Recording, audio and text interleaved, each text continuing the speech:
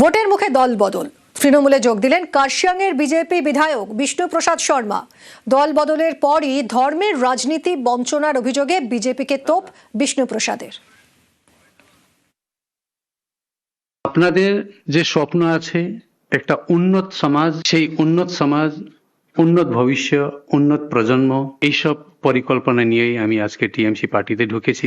আমি জানি আমি যে দলে ছিলাম সে দল থেকে কেন্দ্র থেকে টাকা পাঠাইতো না, তার সত্ত্বেও এখানে উন্নয়নের কাজ থামেনি। 5 বছর সেখানে বসে অনেক দেখলাম, আমাকে অনেক ব্যথা হয়তো আমাকে এইখানে ধর্মের রাজনীতি করতে হচ্ছে, তার জন্য স্লোগান দিতে হচ্ছে।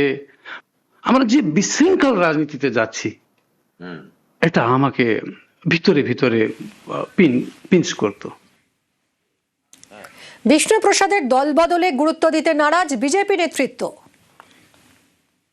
ওই লোকটা 2024-এ রাজু বিস্তার বিরুদ্ধে নির্দল প্রার্থী ছিল। 20 লক্ষ ভোটারের মধ্যে 5000 ভোট পেয়েছে। ওকে ওখানে কার্শিয়াংয়ে টিকিট দেওয়া হবে, উত্তরবঙ্গে বইনি হবে না। আমি আপনাকে বলে দিলাম 54-র মধ্যে 45-এর উপরে ভারতীয় জনতা পার্টি পাবে। আমার নাম করে লিখে রাখবেন, রাখবেন। তারপরেও 5-7টা যা পাবে ও অন্যরা পাবে। তৃণমূল ওখানে 0 পাবে। 54-তে 0 হবে। মালদা থেকে আলিপুরদুয়ার, কোচবিহার 0 হবে। আমি আপনাকে আজকে বলে বিধানসভা ভোটে লড়তে চান রিঙ্কু মজুমদার। টিকিট চেয়ে বিজেপি অফিসে আবেদন দিলীপ ঘোষের স্ত্রীর।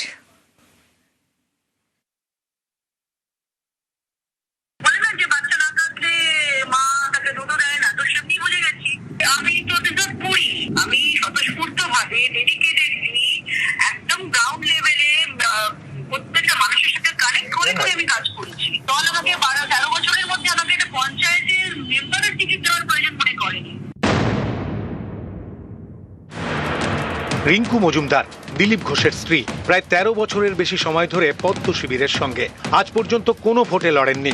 এবার 26-এর ভোটে তিনি প্রার্থী হতে চান গেরুয়া টিকিট। তাই 31শে জানুয়ারি সল্টলেকে বিজেপির অফিসে গিয়ে জমা দিয়ে এসেছেন বায়োডেটার সঙ্গে জমা দিয়েছেন আবেদনপত্র। তাতে প্রার্থী হওয়ার ইচ্ছা প্রকাশ করেছেন রিঙ্কু। তার পছন্দের সিটের কথাও উল্লেখ করেছেন। দিলীপ ঘোষের পুরনো আসন মেদিনীপুর, অথবা উত্তর 24 পরগনার বীজপুর, অথবা রাজারহাট নিউ টাউন। আমি স্বতঃস্ফূর্তভাবে ডেডিকেটেডলি একদম গ্রাউন্ড লেভেলে প্রত্যেকটা মানুষের সাথে কানেক্ট করে আমি কাজ করছি। তাহলে আমি কেন অ্যাপ্লিকেন্ট হব না? আজকে দল আমাকে 12-13 বছরের মধ্যে আমাকে একটা পঞ্চায়েতের মেম্বারের টিকিট দেওয়ার প্রয়োজন মনে করেনি। তো আমার ইচ্ছা যদি আমি জাহির না করি, বলে না যে বাচ্চা না থাকলে মা তাকে দুটো দেয় না, তো সেমনি বুঝে গেছি। গত 18 এপ্রিল বিয়ে করেন দিলীপ ঘোষ এবং রিঙ্কু মজুমদার।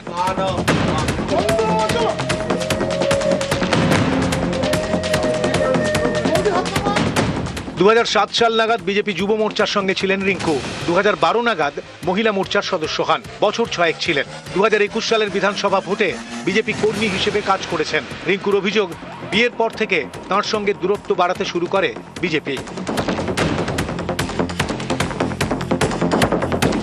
2026 আমার প্রজেকশন প্ল্যানিং এর মধ্যেই ছিলাম। জবে থেকে মানুষ জানতে পেরেছিল যে আমি ওনার সাথে আমার বিয়ে হতে চলেছে বা কিছুটা আলোচনা চলছিল জানুয়ারি। তবে আমি বুঝতে পারছিলাম যে আমাকে পার্টি থেকে, মহিলা মোর্চা থেকে 35টা মেয়েকে দিল্লিতে নিয়ে যাওয়া হলো। আমার বাড়িতে যারা ছিল, মানে আমার বিয়ের আগে পুজোতে, সেই আমাদের 2-3 জনকে সব জায়গা থেকে সরিয়ে দেওয়া হলো। একটা মেয়ে ওবিসি মোর্চা থেকে ডিসকার্ড করে দেওয়া হলো, মহিলা মোর্চা থেকে আমাদের 2 মেয়েকে ডিসকার্ড করে দেওয়া হলো। তখনই আমি বুঝলাম যে আমি অলরেডি ভুক্তভোগী হতে শুরু করেছি আমার পলিটিক্যাল কেরিয়ার। আমার বিয়ের কারণে তো আমার হচ্ছে পলিটিক্যাল কেরিয়ারটা আমার খারাপ হয়ে গেল। কিন্তু আমি সেটা মেনে নেবো। আমার 8 মাসের বিবাহিত জীবন, আমার যে 13 বছরের ডেডিকেশন স্যাক্রিফাইস, সেটা কোথায় যাবে? আমার স্ত্রী, তিনি পার্টির একজন কার্যকর্তা, আমার চেয়ে পুরনো। আমি এমএলএ এমপি হয়ে গেলাম, ওনার একবার হওয়ার ইচ্ছা আছে। পার্টির হাজার হাজার লোক অ্যাপ্লিকেশন করেছেন, কর্মীরা। যে কেউ করতে পারে, পার্টি ঠিক করবে কাকে কোথায় ক্যান্ডিডেট করবে। রিঙ্কু মজুমদার তিনি লড়তে চান বিধানসভায় এবং আগামী দিনে রিঙ্কু নিয়ে বঙ্গ বিজেপির কি ভাবনা, কি সিদ্ধান্ত হতে চলেছে, সে বিষয়ে এখনই মুখ খুলতে নারাজ বঙ্গ বিজেপি নেতৃত্ব।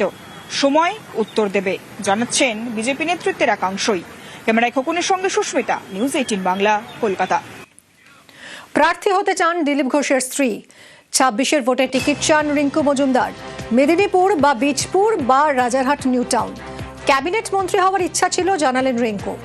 দলের নিয়ম মেনে ড্রপ বক্সে আবেদন বলে দাবি দিল্লি। দিল্লির সবুজ সংকেত মিললেই টিকিট পাকা।